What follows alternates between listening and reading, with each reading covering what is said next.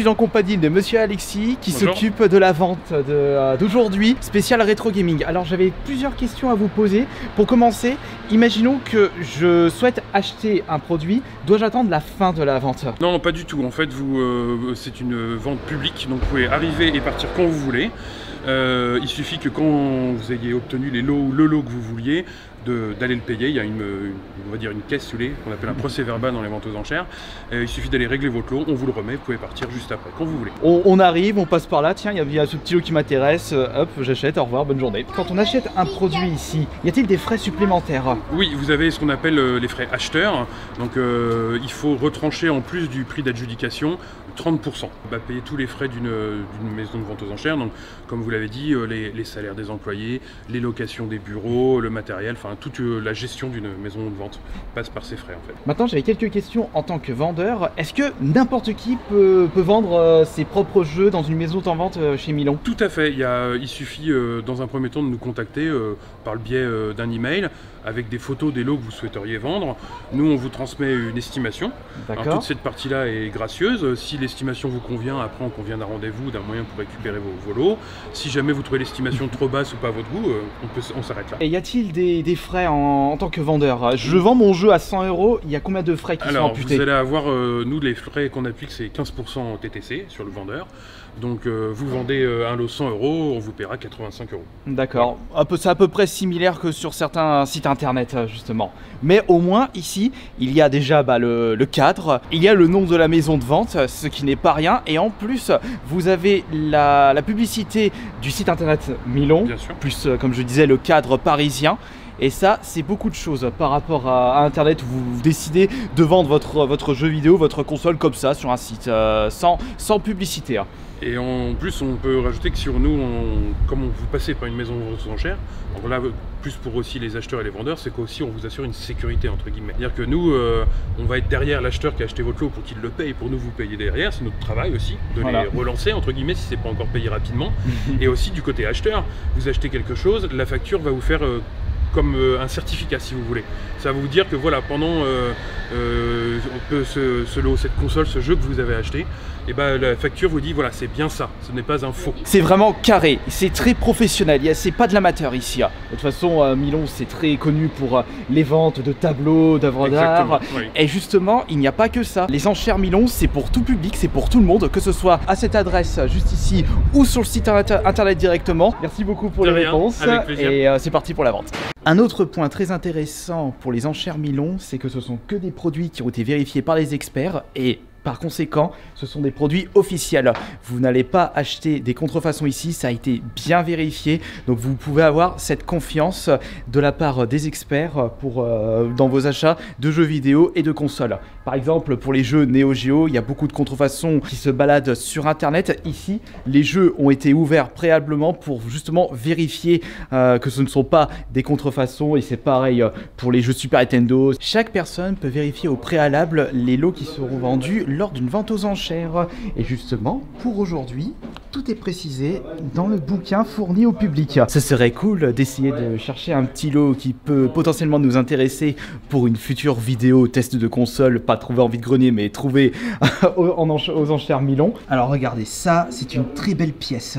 C'est en réalité, si je ne me trompe pas, c'est en fait l'appareil qui était fourni dans les magasins pour justement les tests de jeux dans les bornes de spécial NES. Regardez, il se trouve juste là, mais je ne connais pas l'histoire exacte de cette grosse bécane. Après, ce serait cool de le récupérer pour justement s'y intéresser un petit peu plus, une petite vidéo, mais en termes d'estimation, c'est pas quelque chose qui coûte 100-200 €, puisque la borne M82, voilà, borne de démonstration contenant 12 jeux, est estimé entre 1500 et 2200 €. Ou c'est peut-être un petit peu trop par rapport au budget que je me suis fixé. Et regardez la pièce de collection que j'ai repérée juste ici. Il s'agit en fait du pack édition limitée Oracle of Age et Oracle of Season des Zelda qui étaient sortis sur Game Boy Color. Je crois qu'il s'agit d'un pack qui avait été édité à quelques milliers d'exemplaires, mais une très très jolie pièce, c'est la première fois que je le vois, mais je ne pensais pas que c'était aussi grand. Ça aussi, ça peut être bien pour le récupérer. On va regarder l'estimation sur le livre. Juste trouver la page, là on est sur les Neo Geo, ça c'est les GameCube. Oh tiens, regardez! Il y a la GameCube Panasonic ici. Oh, ça peut être intéressant parce qu'à un moment je voulais la récupérer en vide-grenier, mais le vendeur me l'avait pas vendue, si vous vous souvenez de ce moment-là. Il l'estime entre... Ah non, d'accord. Le lecteur, elle est semi-HS. Il l'estime à 150 et 200 euros. Bah ouais, mais je trouvais ça bizarre. J'ai dit, mais c'est un truc qui vaut plus de 500. Bah non, elle est semi-HS, c'est pour ça qu'elle a été estimée à ce prix-là. Oh, regardez comme c'est beau ça. C'est la grosse boîte Super Metroid. Pourquoi la boîte était aussi grosse par rapport à une boîte classique de la Super Nintendo? C'est parce que la boîte fait la taille du guide qui était fourni avec. Guide qu'on pouvait retrouver avec Secret of Mana, où il y avait Terina Gamma, ou là je le dis très très mal, Secret of Evermore aussi, et il y avait aussi Mystic West qui proposait un guide de cette taille-là. Et je précise que le 25 juin, qu'est-ce que nous avons? Une autre vente aux enchères spéciale jeux vidéo, mais cette fois-ci c'est cartes Pokémon avec la hype tout autour de cette série devenue ultra culte. C'est normal qu'on allait retrouver les premières éditions en vente aux enchères. Et là, il y a eu un lot exceptionnel. Il s'agit en fait de l'album première édition française complète. Toutes les cartes sorties en 1999. Et ça, je pense, ça peut intéresser beaucoup de monde. Je serais curieux de voir le prix final de la vente. Le petit problème, c'est que c'est tellement la dégueulure d'objets disponibles lors de cette vente que je ne sais même plus où donner de la tête. Il y a plein de choses qui m'intéressent, je suis comme un énorme gosse dans une caverne de trésors parce que là il y a plein d'objets que je n'ai jamais pu voir dans ma vie. Je connaissais l'existence, enfin il y a quand même quelques petites exceptions, comme par exemple je ne savais même pas qu'il existait un Panzer Dragoon sur la Game Gear, c'est le Panzer Dragoon Mini. Là par exemple, il y a peut-être la Panasonic qui peut potentiellement m'intéresser, après même si elle est semi-HS, juste pour la beauté de l'objet. J'ai repéré aussi des éditions assez limitées pour la Game Boy Advance avec l'édition Mover 3, la PC Engine GT aussi, mais il faut que je voie par rapport au budget que je me suis fixé. Et voici un petit lot qui devrait intéresser le frère jumeau. Regardez ce que nous avons ici. Ce sont en réalité des shmup shoot 'em up pour la Xbox 360. La vente aux enchères va bientôt commencer et il y a un petit peu de monde qui attend devant la maison Milon. Je suis curieux de voir quels seront les lots qui partiront facilement. À tous les coups, les jeux Neo Geo, les jeux Jap, il n'y aura pas de problème. Mais d'abord, il faut s'inscrire chez le commissaire priseur pour qu'il puisse nous donner un numéro de plaquette. Et surtout, là, c'est carré, pièce d'identité et carte bleue. Le lot 28. Deux manettes, le snapper, les câbles, c'est fonctionnel évidemment. On va commencer à 1500, c'est pris sur ordre. C'est pris sur ordre. 1600 c'est en sac. Contre vous. J'ai 1600 au 562. On va commencer à 40 pour l'ensemble. 100 €, 100 c'est sur Drawlight. 70. 70, tu vas à 80. 80, vous avez raison, c'est sur Interenchères. C'est fait à 80. 100. Alors maintenant, j'attends mieux. Alors à 200 €, à 200, c'est vu à 200. J'adjuge. 220 mètres. 220, voilà. 220. 220, c'est sur Drawlight. J'adjuge. J'ai 180, 250 déjà. Il y a 28 cartouches, je sais pas si... Actuellement, sur les 400 lots proposés aujourd'hui, nous en sommes au lot 60 et pour l'instant, rien ne m'intéresse vraiment parce qu'on est beaucoup sur de l'ancien et des versions japonaises. En ce qui concerne les prix, ça part à des petits prix. Là, je dirais que le premier lot qui m'intéresse vraiment, c'est peut-être la PC Engine GT. Ça doit être le lot 70-75, mais je sais pas, j'ai bien l'impression qu'il va monter très très haut. Après, les lots qui peuvent vraiment m'intéresser, il y a le Metroid et il y a aussi les lots GameCube, Dreamcast, Super Nintendo, mais un petit peu plus tard. À 90 €, c'est sur Interenchères. 100. Alors 110 sur Interenchères. 20, 120. 120, que répondez-vous? 130, 150, 620. 700. 700 carrément. 700, il en veut. À 700, c'est par vous Camille, à 700. J'ai 700, Camille. Un blister de radar mission en version française. On va commencer s'il vous plaît à 200 €, c'est pris sur ordre. 200, c'est pris à 200. 250. 250, c'est par Alexis. Il y a 250, 120, 130, 140, 150, 160, 160, 180. 180, bien sûr, si vous voulez, monsieur. Regardez, là il y a des très très belles pièces. Là, c'est celle-ci que je convoite. la Deluxe Box de Mother 3. Il y a aussi les mini escape, il y a une Game Boy Advance SP de couleur rouge. Des jeux Dreamcast là. Ouh. Il y a un Sonic Anniversary, c'était... ça pour ça. Mais oh, regardez ça. La Game Boy Micro Final Fantasy. Je ne sais pas à combien elle va partir celle-là. Prochains lots qui vont passer, 73, 74, 81. Oh mais attends, la Racer, ça me dit quelque chose. Alors on va pas tarder à arriver sur les jeux Neo Geo. Il y a beaucoup de demandes, que ce soit sur le site internet et dans la salle. Faut dire qu'il y a de très belles pièces, que ce soit en jeu et en console. Alors à 500, c'est par vous sur Interenchère, j'adjuge à 500. Adjugé 500, 400 c'est normal. 420. Ok, bah écoutez, je vous appelle pour 304 aussi. 450. 470, 540, 580, j'attends 600. Alors à 420, j'adjuge. Adjugé 420. Un lot de 2 manettes Neo Geo, pad en boîte pour PlayStation, attention, hein, c'est pas d'USB et pad 2. On commence s'il vous plaît à 50 € s'il vous plaît pour les deux. À 2100. 200. 200. Ça sent 2200. Plus par mois. Pas de réponse. 2200, c'est par Alexis désormais. J'adjuge. 2200. Adjugé 2200. 1700. On va me dire 1008. Ça sent la fin. On n'a jamais été aussi proche. Non? Vous êtes sûr? À 2100. C'est ici que ça se passe au téléphone désormais. Adjugé 2100. 29, un Metal Slug X, version japonaise, Registration Card présente, c'est une très belle pièce. On commence sur plusieurs ordres à 2500 €. 3008. 3800. Ah, alors là, 3800. Qui va à 4? 4000. 4000. Adjugé 4000. On est à 2000. J'attends 2100. À 2000, c'est vu. Adjugé 2000. 1600. 1600. 1700. 700. 1800 mètres. 1800. 1800. Adjugé 1800. 1600. Nous sommes 1800. 1700. 1800. 2000. 2000. À 120, c'est ici. À 120, j'adjuge.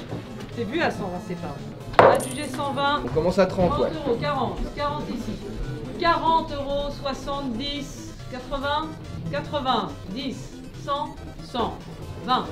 J'ai 130. On commence à 40, c'est pris 40, sur ordre. c'est pris sur ordre à 40, qui est au-delà. À 40 €, 40, 60. 100 €, oui, c'est pris à 100, qui est au-delà. À 100 €, 120. 140 au fond, 140 qui va à 160. J'ai adjugé 140 au 309. Merci. En boîte, on commence à 60 s'il vous plaît pour Punisher. 60, 60 €, 100, 20, 120. J'ai 160, alors à 120 c'est fait, j'adjuge. Adjugé 120 au 377. C'est les jeux tirés des films, voilà. Ah. On commence à 50 € pour les 10. Alors 50, 60, 10, 80 €. Alors non, on est à 130, hein.